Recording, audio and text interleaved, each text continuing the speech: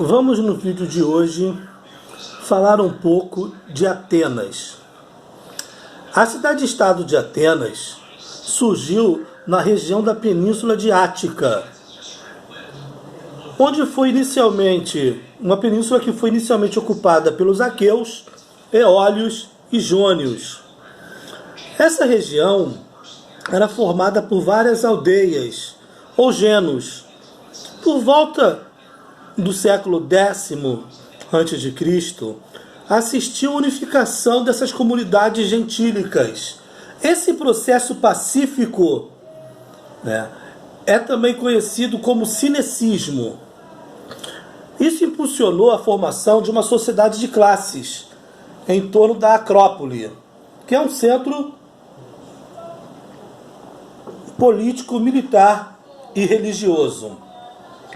Haviam classes sociais distintas. Os eupátridas, a aristocracia, que exercia o poder político e religioso.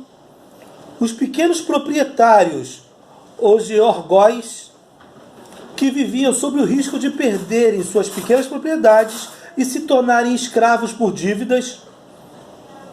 Os metecos, estrangeiros sem direitos políticos e que exerciam todo tipo de atividade. Os tetes, camponeses e trabalhadores pobres. E os escravos, que eram formados por prisioneiros de guerras ou por endividamento.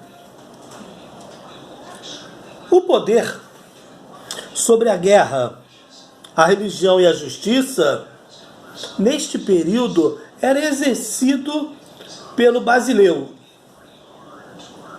Com o passar dos anos, o poder das oligarquias se consolidou. Essa fase ficou para trás e o poder passou a ser exercido pelo arcontato, órgão formado pela aristocracia eupátrida, com funções religiosas, jurídicas e militares. Surgiu um órgão controlador, o Areópago, que era um conselho de eupátridas responsáveis pela vigília, pela fiscalização dos membros do arcontato. A escassez de terras férteis e interesses comerciais fizeram os atenienses se voltarem para o Mediterrâneo, para a formação de comunidades agrícolas ou núcleos de povoamento, como por exemplo a Magna Grécia no sul da Itália. Com o aumento das atividades comerciais, o crescimento da importância dos comerciantes e artesãos, eles passaram a pressionar os eupátridas por mais direitos políticos e passaram a questioná-los do porquê do monopólio político estar exclusivamente em suas mãos. Diante desse quadro, os eupátridas autorizaram a criação de legisladores, dessa função de legisladores. Esses legisladores fizeram propostas para superar os conflitos e atenuar as tensões sociais. Os principais legisladores foram Drácon e Solon.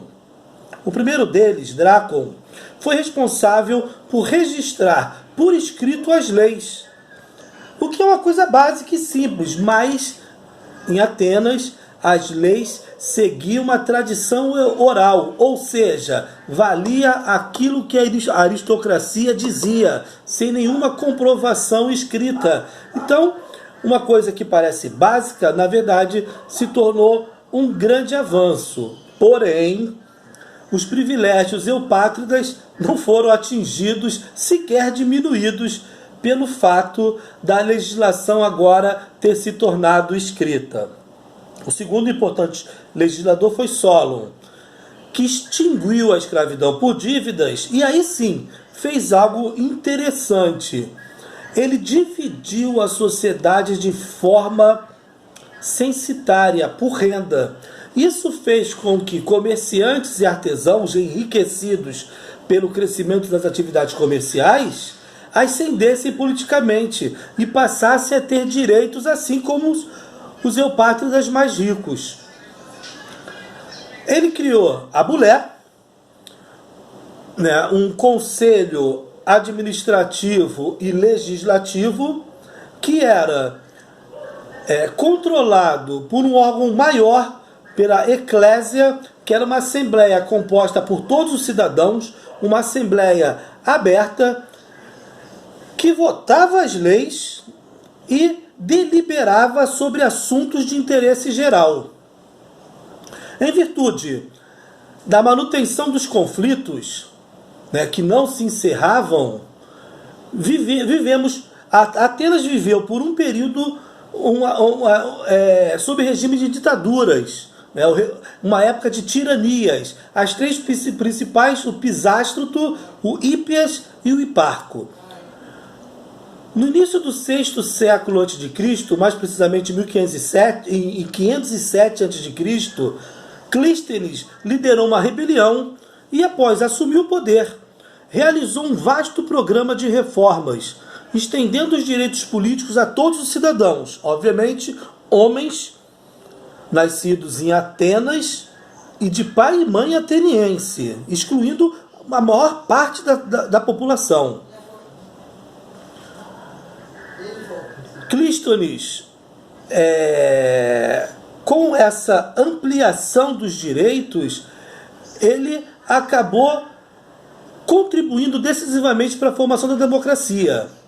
Em Atenas não existiam escolas públicas como em Esparta.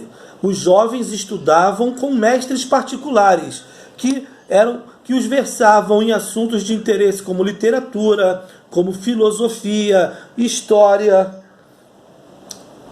As mulheres atenienses eram feitas para o lar.